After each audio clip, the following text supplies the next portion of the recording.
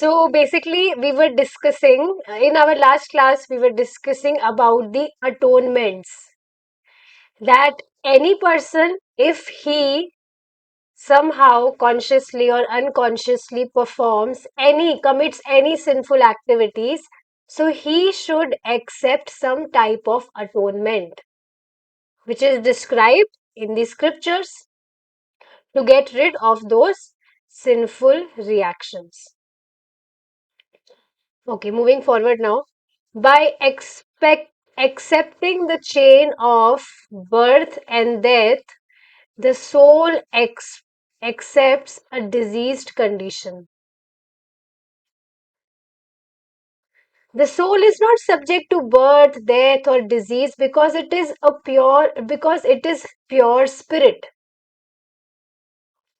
So one should understand this thing, that all of these things, birth, death, and whatever, old age, diseases, these all are diseases.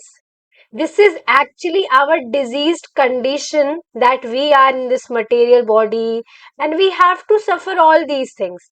We really don't want to suffer all these things, but then also we have to suffer. Just like any person, he don't want to be diseased. Who like disease? Who want that who never, no one prays that, oh, I may get diseased, because no one likes to get diseased. So same way, this birth, death, and this basically chain of birth and death, this is also disease. And if we are in this material body, this is our diseased condition. But we really don't want all these things, because our constitutional state is that we are eternal. This is our quality. And in Bhagavad Gita, Krishna says that a soul has no birth and that it has no death. But then also, because we are in this material body, we have to go from all these things. So now one should actually try to get rid of these diseases, this diseased condition. And very amazing thing is that there is permanent solution for this disease. Like if we get any disease, like we are in this material body, so if suppose we are suffering from fever, so okay, we may get a solution, a treatment for that fever, for that disease, but that is also temporary. After some time, one will again, he will suffer from fever after few months or years. But amazing thing is that this diseased condition, this chain of birth and death, one can actually get rid of this diseased condition for always. So one should seek for the permanent solution of this problem, and which Krishna himself, first of all, Krishna is telling this thing, that we can actually, our constitutional state is that we are eternal. We are soul, and soul has no birth, no death. So we can actually get to that stage, we can actually reach to that stage practically. How? Let's see. First of all, what Krishna is telling in this shloka. We'll try to recite this again. न जायते म्रियते वा कदाचिन् नायं भूत्वा भाविता वा न भूयः अजो नित्यः शाश्वतोऽयं पुराणो न हन्यते हन्यमाने शरीरे न जायते म्रियते वा कदाचिन् नायं भूत्वा भविता वा न भूयः. अजो नित्यः शाश्वतोऽयं पुराणो नाहन्यते हन्यमाने शरीरे. One more time. न जायते म्रियते वा कदाचिन् नायं भूत्वा भाविता वा न भूयः अजो नित्यः शाश्वतोऽयं पुराणो न हन्यते हन्यमाने शरीरे. For the soul, there is never birth or death, nor having once been, does he ever cease to be.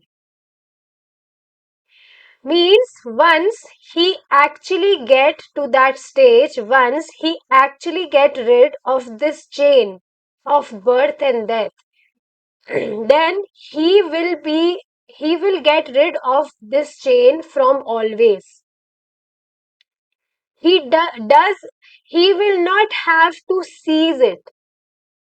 It's not like that it is being seized for some time, and once it you will get released from it, then again you will have to be in this chain. Once any person, if he will get rid of this chain of birth and death,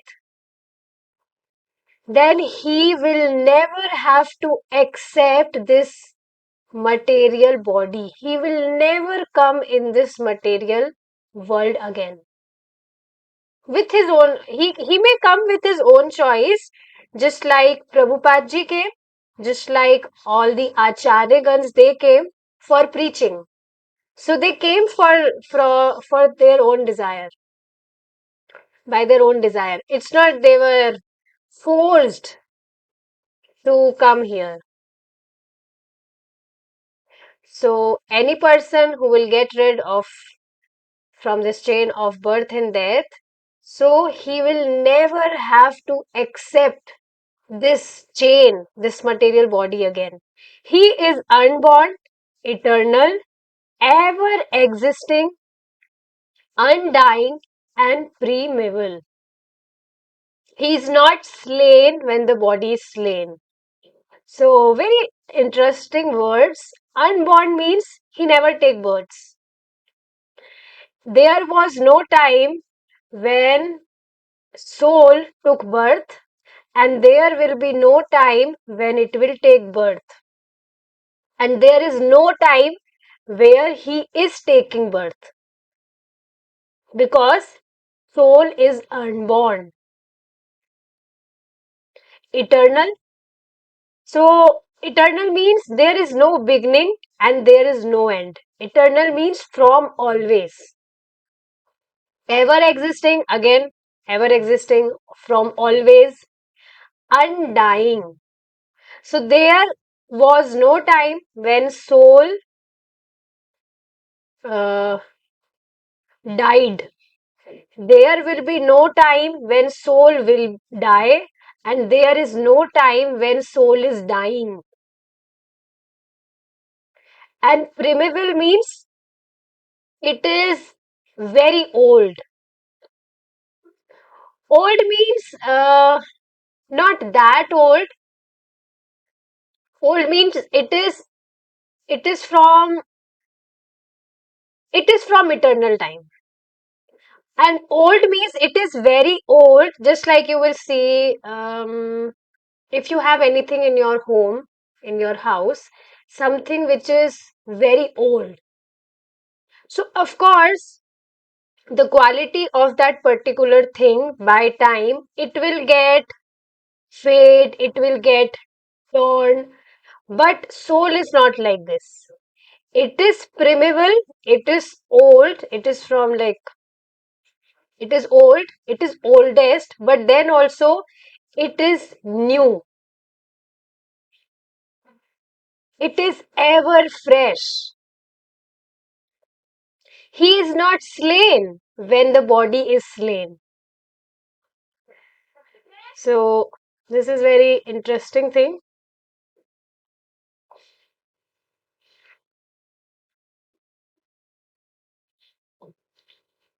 Okay, yes. Slain means that it is never killed.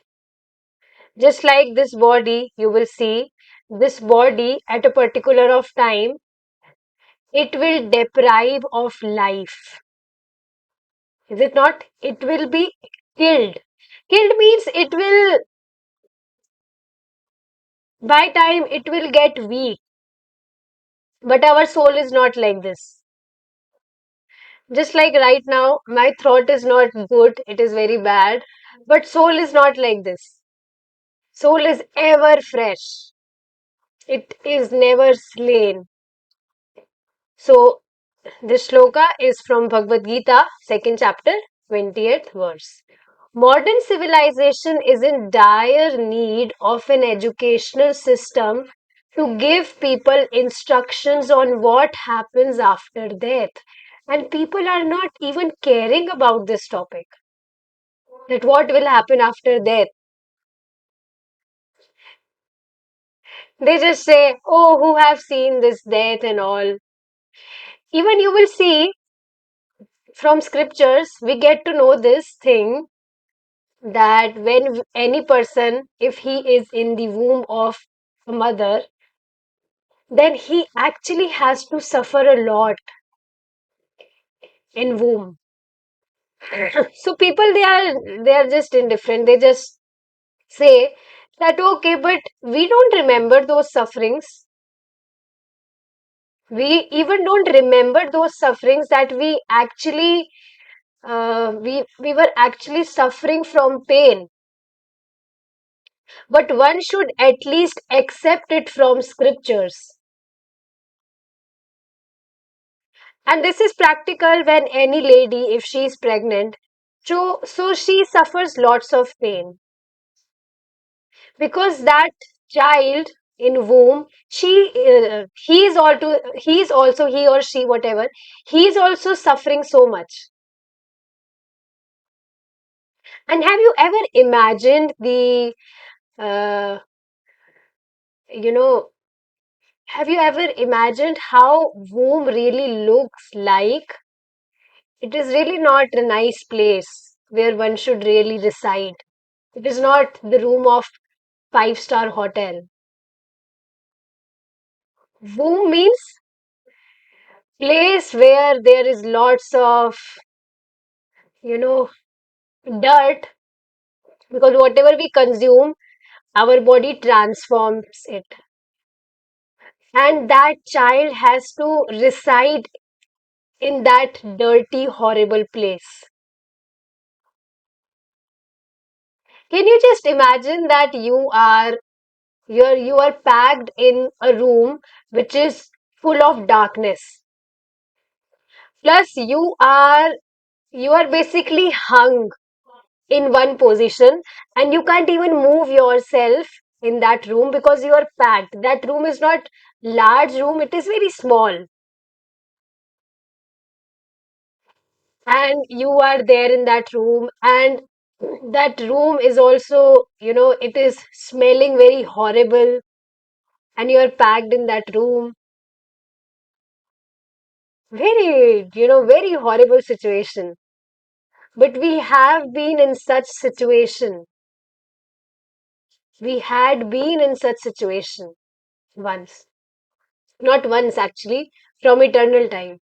We have been taking so many births, and it is not the womb of the human mother, it is the womb of every, every creature, female creature. So, specifically, we are talking about human beings. So, that is really not a nice place. So, people in modern civilization, people, they are, they should be aware of this knowledge that what will happen after death. They will be given, they will be given another costume. They will have to take birth, they will have to take another birth in this material world, and then they will have to start everything from the very beginning. Just like it is obvious that any person, if he is serving Krishna, he has become devotee. He has got the human form of life, he got the association of devotees, and now he's serving Krishna. But somehow, if he deviates from the path, then he will be blessed to take another birth in a devotee family. But is this really a blessing? Taking another birth is really not a blessing. Even though if you are getting birth in a nice family, nice devotee family, because even if you are, if you have taken birth in devotee family, but then also you have to accept this material body. You will have to suffer all those diseases and that pain, at the time of birth, pain at the time of leaving this body, pain of all the diseases, pain of old age. You will have to suffer it again. So it is really not a very good idea to take birth in this material world again. But people are really not serious about this thing. That's why, there are many, you will find many people who somehow got association of devotees, but then also they are not that serious in their devotional services. And many people, they just drop Krishna consciousness because they are really not caring. They have no problem in taking another birth. They are ready to, you know, suffer all those pains, all those sufferings again. That's why Prabhupada ji is saying that modern civilization is in dire need of this education, that what will happen after death. In actuality, the present educational system is most defective because unless one knows what happens after death, one dies like an animal.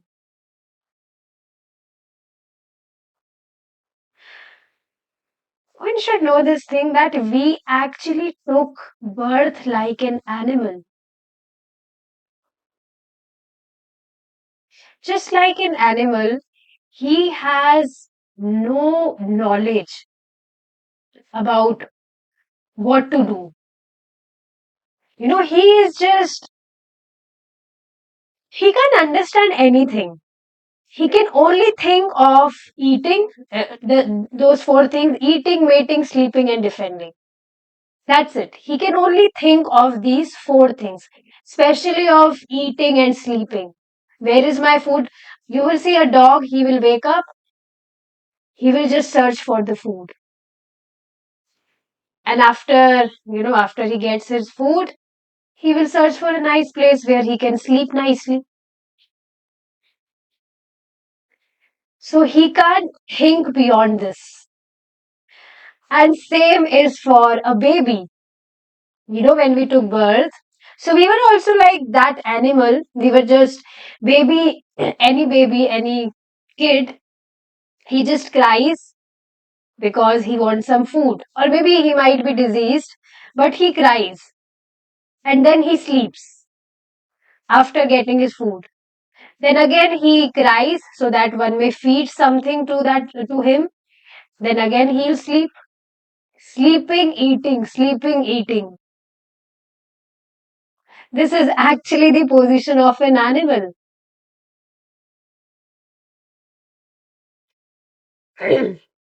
And as that baby grows up, so it's not like he becomes mature enough to understand things. Now, that person, he will be known as an elder baby, elder kid, who is now making efforts to again for these things only, that how may I sleep nicely and how may I get my food nicely. And he's putting all of his efforts in expanding these things. Expending means like any person, if he's consuming food, so if he's sitting on a floor, if he's, eating in simple whatever bowls and plates, then also he, he will experience satisfaction. His hunger will get satisfied. And if any person, if he's sitting in on a dining table and nice crockery, if he's eating in nice crockery, then also ultimately he will be satisfying his hunger. But nowadays, whole efforts, like any person, he's putting his efforts in these things only. That how may I be able to satisfy these animalistic functions, and eating, mating, sleeping, and defending in more fancy way.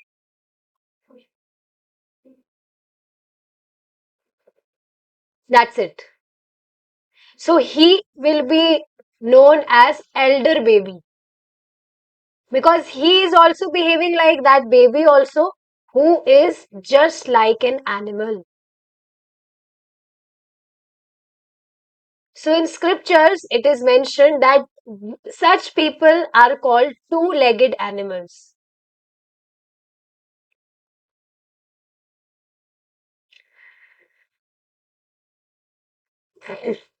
One should understand this thing, that when scriptures is telling such heavy things, so it is for the sake of our good only, so that we may understand that, yeah, we are human beings, that how can we get satisfied with these animalistic things. So to awake the consciousness of human beings, because they are blessed with elevated consciousness, scriptures are, scriptures are scriptures are guiding us in such way, with such heavy statements, so that one may actually ponder on these things. So one dies like an animal. Yes. So one takes birth like an animal, and if he continues like his whole life, he's continuing these things only. He's putting all of his efforts in these four things only, then he will also die like an animal. In ignorance, complete ignorance. No goal of life, nothing. Just eating, sleeping, mating, defending, whole life.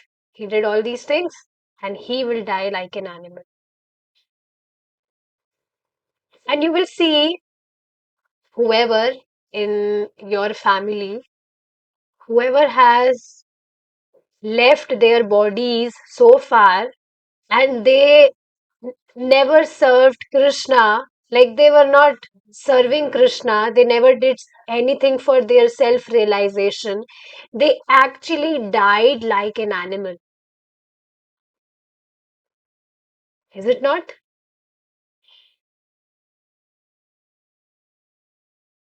Very beautiful thing Srila Prabhupada ji tells, that one should not cry if anyone dies. One should cry if he is living and then also he is not serving Krishna.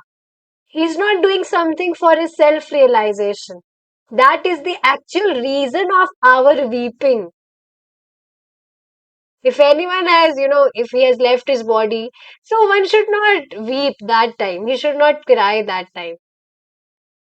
He should actually cry if someone is alive, he is living, and he's actually not serving Krishna.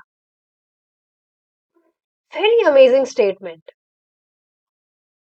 So it's not like we just have to cry. We should, make some efforts to convince them to serve Krishna in some way.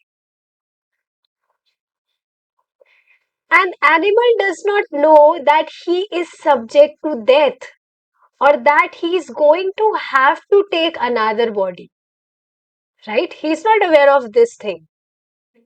And just like human beings, if they are not, hearing scriptures, So they will also never get this thing.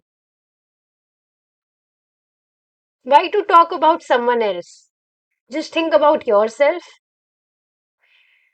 If we were not hearing, when we were not hearing scriptures, when we were not into Krishna consciousness, then we were also actually living our lives like an animal.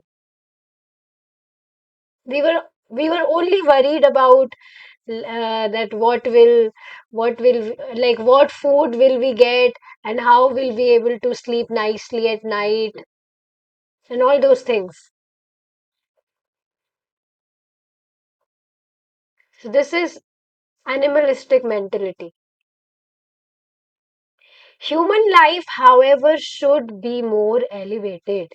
Should be means we are already blessed with elevated consciousness, but then also people don't make advantage of this elevated consciousness. They don't take advantage. So human beings should be more elevated than those animals to understand this thing, that what will happen after death. Remember, I always had this anxiety in my mind that, oh, my age is going, it's just like I'm growing up day by day. I really used to cry with tears on my birthdays, literally, that, oh, now I'm growing up, now I will, like soon I will get old age, then I'll die. And like in my heart, it was like I used to think this in my heart. I was feeling this. I was realizing this actually, that I'm actually not making use of my life, full use. Like I'm not using the full potential of my life. I would have been doing something better. I always used to think this thing,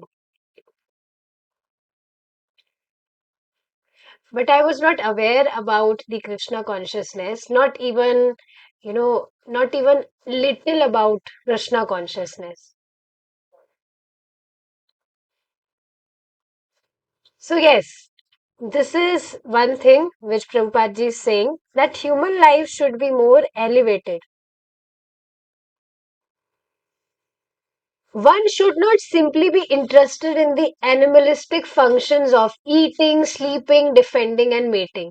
A living entity may have an abundant supply of food for eating, or many nice buildings for sleeping, or good arrangements for sex life, or a good defense to protect him. But this does not mean that he is a human being. Very amazing point. So, like day before yesterday, or maybe yesterday, I was pondering about this thing. Like recently, I have shifted a refrigerator in my room so that I may keep flowers, fruits, and all those stuffs nicely for Krishna. So I was thinking that if I will put like whatever windows and doors are there in my room, it is my room is at the top floor. So possibility is there that monkeys might enter in my room, and they will definitely try to open this refrigerator to to grab some bananas or whatever things. So later I observed, I was thinking on this thing, that these monkeys, dogs, or whatever animals and birds we see, they actually have no shelter. They don't live in nice buildings for the sake of protection. They just roam here and there on roads, or monkeys, they just jump on trees. And even birds also, they don't have any shelter as such. They may, you know, They may make some nest for the sake of laying eggs in those nests, but they also don't have any such shelter like we human beings have. We have nice homes, buildings where we reside, where we actually live peacefully. But animals, they don't have such facility. But we do have such nice facilities where we may sit nicely and we may eat peacefully, we may sleep peacefully, and we may live in our homes nicely, we may stay protected and whatever other things. So, if we are blessed with such special facilities, so one should actually think about this thing, that why are we only blessed with such amazing facilities, such special facilities, so that we may serve Krishna nicely.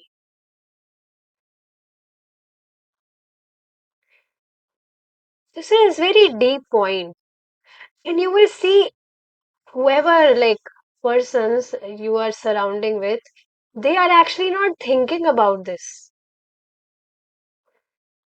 They are just thinking that, yeah, I'm the proprietor. Oh, these are my eyes. This is my body. These are my eyes. I will watch a nice movie from these eyes.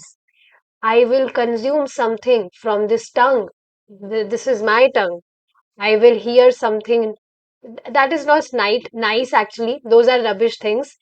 I will hear something nice. So they are actually hearing rubbish.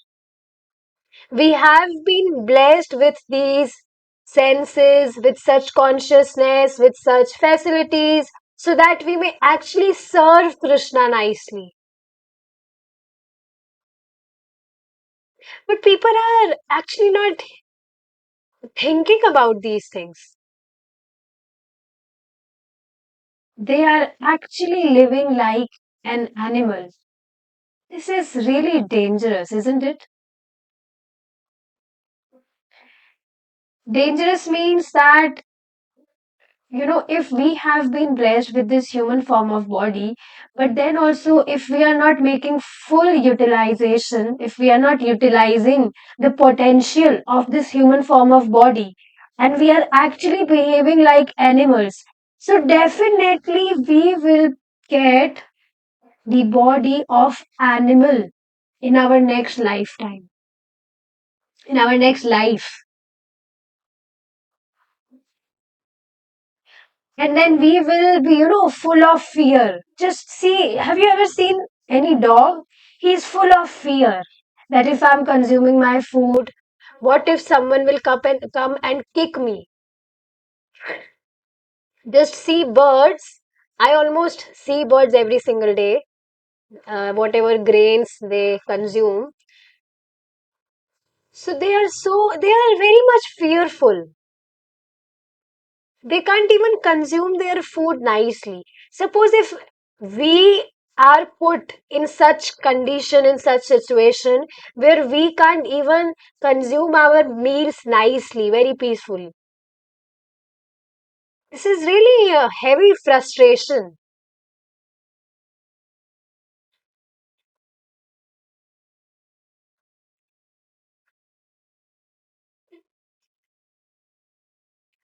So, okay, if we are making nice arrangements for these four things, then that doesn't mean that that person is a human being.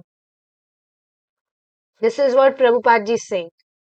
That a living entity may have an abundant supply of food for eating, many nice buildings for sleeping, or good arrangements for sex life, or good defense to protect him.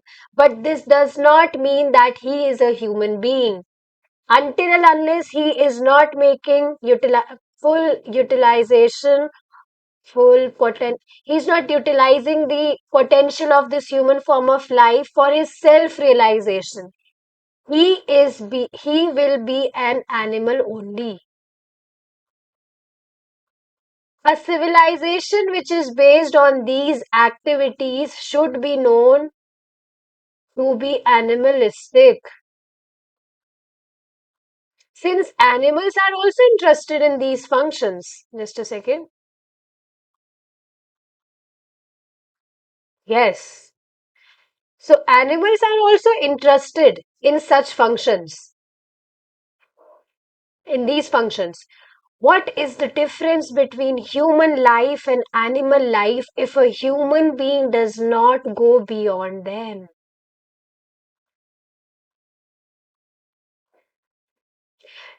This point is very interesting, and it is very deep point. But if any person, if he is not even so much inclined towards spirituality, but then also if you will try to preach this amazing topic, you may discuss this amazing topic to someone, and if he will be like, if he will have little intelligence, then he will be amazed after hearing this discussion. So let's just, take this as a homework, that today we will try to discuss this topic with someone. That can be any person. Very interesting topic, isn't it? That animals, they also have these, they are also into these functions. They are also busy in fulfilling, in satisfying these, whatever these four things are, they are doing these things. And we are also busy in, putting our efforts so that we may fulfill these four things. Then uh, what is the difference between us and those animals? What is the difference between our life and that of that animal life? If we human beings does not go beyond these four things. This is very amazing point.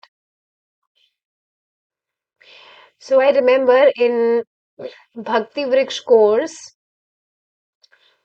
the very first topic is this only. They do not tell people about Krishna or anything directly related to spirituality. They discuss this topic only with new people, neophyte devotees, new people who are not so much inclined towards spirituality. And I remember when very first time I heard this lecture from Prabhuji also took this lecture. He discussed this thing. Then I was really amazed that, yeah, this is very true.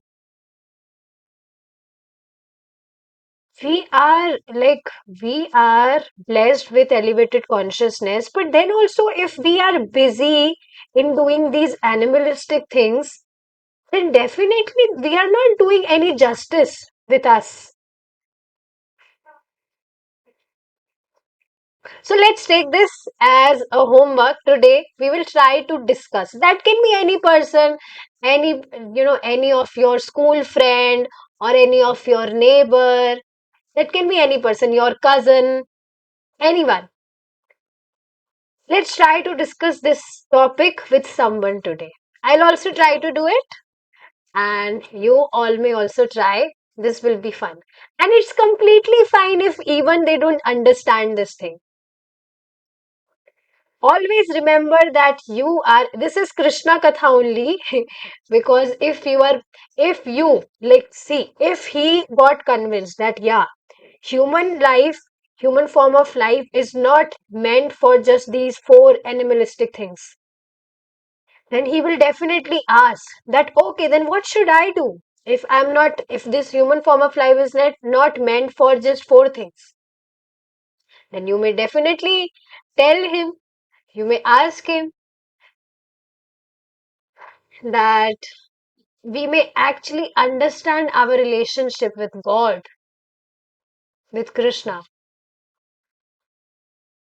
So I've also noticed this thing that His Grace, Gaurang Prabhu, he also preaches indirectly like this.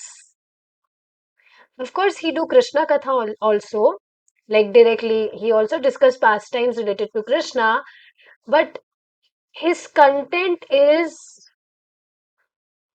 like he focuses on preaching people indirectly like this. And there are like many followers many people who listen him. So this is very amazing. So yes, let's try to preach this topic. Let's try to discuss this topic to someone. That can be any person. And we will stop our discussion here now. Thank you so much for joining. Hare Krishna. Jai Srila Prabhupada.